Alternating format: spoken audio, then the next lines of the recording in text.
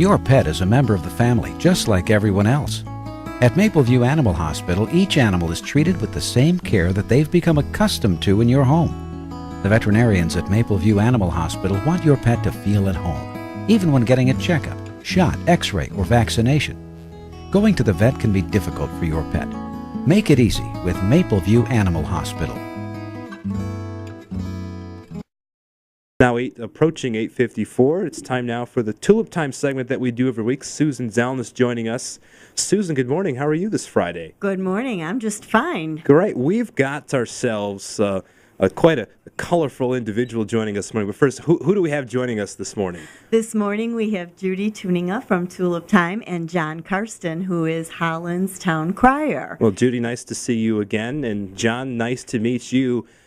So, I mean, this is radio. Granted, we are videotaping this interview, so this will be available at WHTC.com. But for everybody listening, let's create some word pictures. You got a nice get-up on right now, John. This looks like and is the original Town Crier outfit that's been worn in Holland since 1940. 1940. I am the fourth Town Crier, and in 1940 they made or bought this hat, and Clarence Dalving was our first Town Crier, and this is an outfit worn by a gentleman in the Middle Ages in the old country, the Netherlands. Wow. Explain to me, because this is kind of a new concept for me. I knew it existed, but why was a Town Crier necessary? Would you believe that in the Middle Ages the average citizen couldn't read or write? So the Town Crier was the mouthpiece for the city council. So they were me then, essentially. They were, you got me out of business. And so did the newspaper and television. Now, as we were the walking newspaper on the street. And if something had to be done, like, hey, guys, you can't have your cows walking down the street anymore, then the Town Crier would go down and he said, I have a proclamation. The mayor says, you shouldn't have your cows walking down the street anymore. Remember, this is the Middle Ages. Yeah. And that was him. And from that comes the saying, don't shoot the messenger. And I was, hey, I don't care, but don't shoot the messenger. That's hilarious. Now, also Judy Signs joining us. Judy, now this event's going to be at the Windmill Island Gardens. Is this the first time that's been at that location for the competition, or go ahead and explain that? Yes, that's new this year. We're having two competitions this year.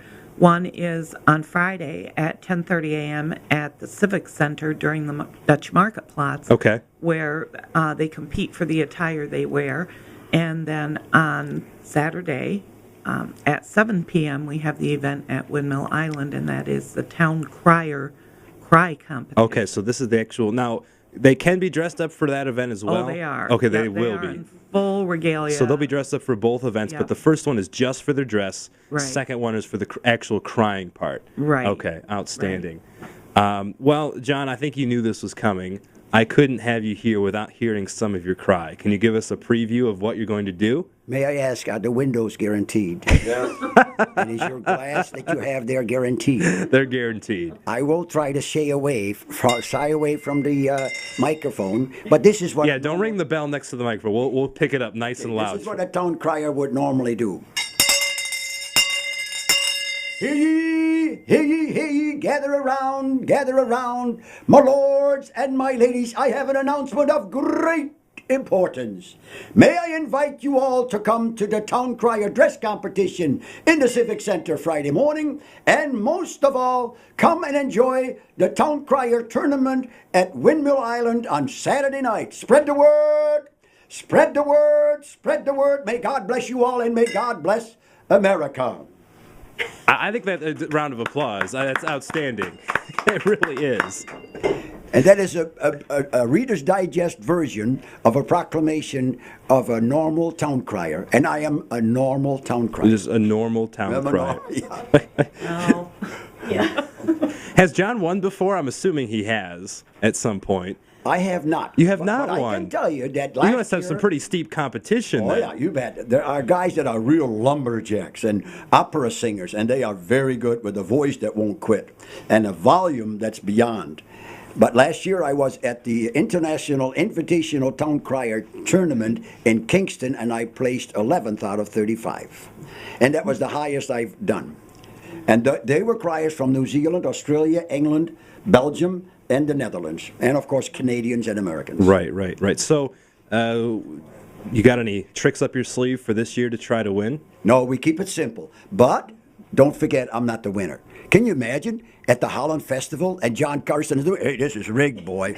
No, I am the benchmark crier, and I will do the first cry. Okay. And then the judges will judge my cry, and then all the criers that follow, whether he's from the Netherlands or whether he's from Bermuda or from Canada or the USA, he's a little better than John, or he's not nearly as good as John. So I will be the benchmark crier. So you set the standard for everybody else to follow. I am the man. I see. Okay. Yeah.